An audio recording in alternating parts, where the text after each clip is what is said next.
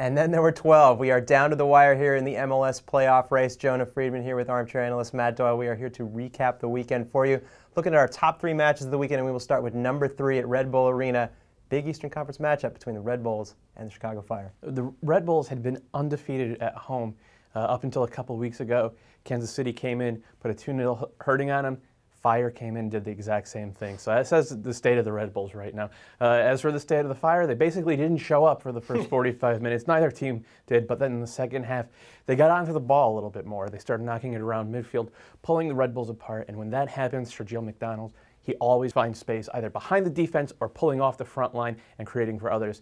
In this case, it was getting behind the defense twice and punishing both times. He has been a guy who doesn't put up huge numbers but has made that team exponentially better. And I think the Fire clear number 2 in the Eastern Conference right now. Red Bulls have to figure out what's going on. Big shakeup there last week. The players did not look into it. Real cause for concern. And number 2 on our list, 66,452 fans showed up. Portland Timbers did not.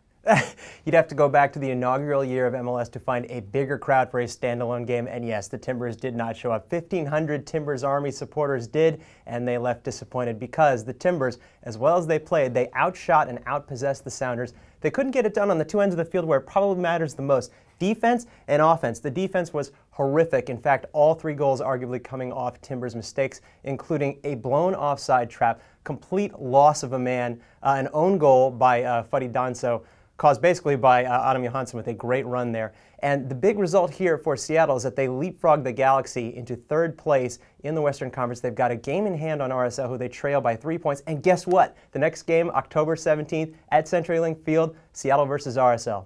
On Portland, the one thing they can hang their hat on this season, it's getting further away because right now Seattle jumps into the lead for the Cascadia Cup. That means that the Timbers need to go up to Vancouver in a couple weeks and get a win. Nothing else will do, or else they are not getting that trophy. More misery this offseason. Number 1, we're talking about playoff jockeying out west, and it's RSL getting a big result in LA. I'd argue that for the first 35 to 40 minutes, this was as good as we've ever seen 2 MLS teams play. This was just fantastic soccer. The Galaxy, when they're in full flight, when they have that transition going, they're so much fun to watch, and that's exactly what they did for most of the first half. And of course, Nick Rimando stood on his head a few times. The defense scrambled well for RSL. They did give up that spectacular goal to Robbie Keane, but then RSL got into the game a little bit. They put their foot on the ball. They started knocking it around, possessing the ball like we've seen them do, and they got a couple of goals. Fabian Espindola, he's woken up the last 3 weeks. This is a guy who went missing the entire summer, and now he has 3 goals and 3 assists in his last 3 games, and he was the clear man of the match in this one. Take a look at our top performances of the week. Wanda with another hat trick, getting closer and closer to Roy Lassiter. Fabian Espindola again with a fantastic game, and Camilo destroying the Chivas USA backline. There's not a lot left to say about Wando that hasn't been said. He's finding goals from every position on the pitch. He played at right midfield this game, right midfield, and he scored 3 and set 1 up. Fabian Espindola, as we said, man of the match against the Galaxy in a game that was really huge for both teams. He was the standout player. And Camilo, the switch to the 4-4-2, using him as a second forward, it's really opened up the game for the Whitecaps. Granted, it was against Chivas USA, but they haven't had that kind of performance against anyone. And a couple honorable mentions out there for Sergio McDonald with those 2 goals against New York, as we said. Jack McInerney coming on strong at the end of the season, and Kevin Hartman standing on his head to make sure that FC Dallas didn't lose more than a couple points at Chivas. Vintage from El Gato. Take a quick look at the standings. Sporting Kansas City still atop the East with 59 points thanks to that draw in Columbus.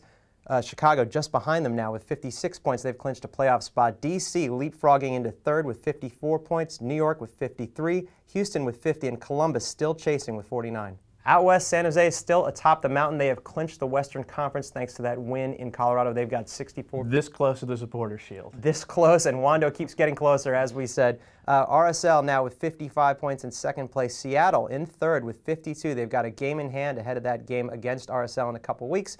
LA with 50. They slide into the number 4 spot. Vancouver hanging on with 42 points. Dallas still mathematically alive with 38 points. That'll do it for us. It's a big week for the U.S. national team and the Canadian national team. Enjoy all the action.